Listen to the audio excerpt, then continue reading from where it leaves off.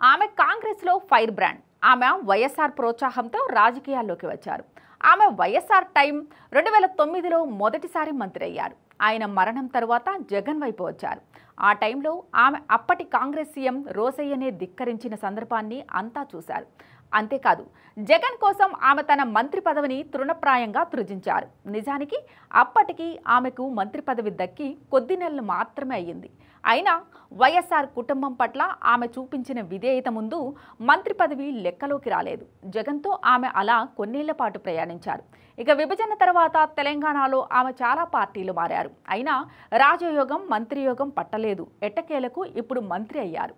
కేవలం 10 నెలల పదవిని మాత్రమే ఆమె అనుభవించారు. ఇంకా చాలా కాలపరిమితి చేతిలో ఉంది. ఇంతలోనే ఆమె అతిపెద్ద వివాదంలో పడ్డారు. తాను మాత్రమే కాదు, కాంగ్రెస్ పార్టీని కూడా ఆమె పూర్తిగా ఇబ్బందుల్లో నెట్టేశారు. అలా ఆమె చేసిన వ్యాఖ్యలతో కాంగ్రెస్ నెత్తిన అతిపెద్ద బండ వేశారు అని అంటున్నారు. ఆమె చేసిన వ్యాఖ్యలు ప్రత్యర్థి కేటీఆర్ని బదనాం చేయడానికే అయినా వాటి వెనుక బాధితులు వేరేవారున్నారు. ఇప్పుడు టోటల్ టాలీవుడ్నే కన్నెర్ర చేసే పరిస్థితి ఏర్పడింది. ఈ మొత్తం పరిణామాలను ఆమె అసలు ఊహించి ఉండరు. ఒకవేళ మహిళ అయి ఉండి బాధ్యతతో కూడిన పదవిలో ఉన్న కొండా సురేఖ ఇప్పుడు పూర్తిగా చిక్కుల్లో పడిపోయారు. ఆమె తాను అంటున్నది చేస్తున్నది ఆరోపణలు. అవి రేపటి రోజున కోర్టు ముందుకు వెళ్ళినప్పుడు నిరూపించాల్సి ఉంటుంది. గాలి మాటలు కావు అని చెప్పాల్సి ఉంటుంది. బయట చూస్తే చాలామంది చాలా రకాలుగా మాట్లాడతారు, కానీ ఆధారాలు వేటికి ఉండవు. ఇప్పుడు కొండా సురేఖ మీద సినీ నటుడు అక్కినేని నాగార్జున న్యాయ పోరాటానికి సిద్ధమయ్యారు.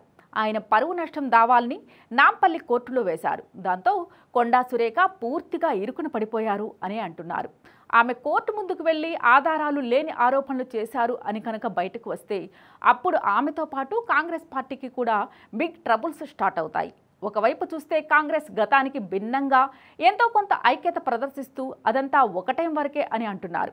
మూసీ నది పరివాహక ప్రాంతంలో కూల్చివేతల విషయంలో సీనియర్ నేత మధు యాష్కి ప్రభుత్వంతో విభేదిస్తున్నారు. ఆయన పేదలకు ఏమైనా జరిగితే ప్రభుత్వాన్ని సైతం ప్రశ్నిస్తాను అని అన్నట్లుగా వార్తలొచ్చాయి. అలాగే చాలామంది సీనియర్లు హైడ్రా ఇష్యూలో భిన్నంగా స్పందిస్తున్నారు.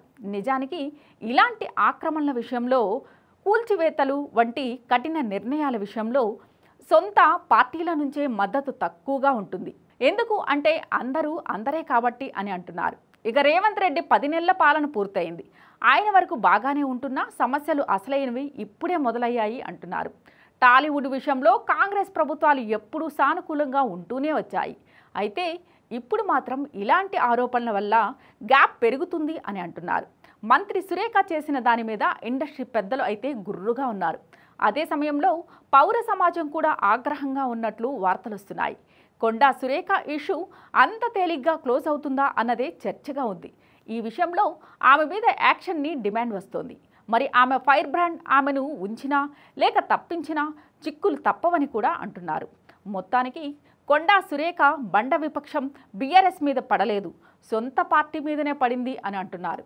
ఇక ఈ విషయంలో కాంగ్రెస్ ఏ రకమైన తీరుతో ముందుకు వెళ్తుందో చూడాల్సి ఉంది.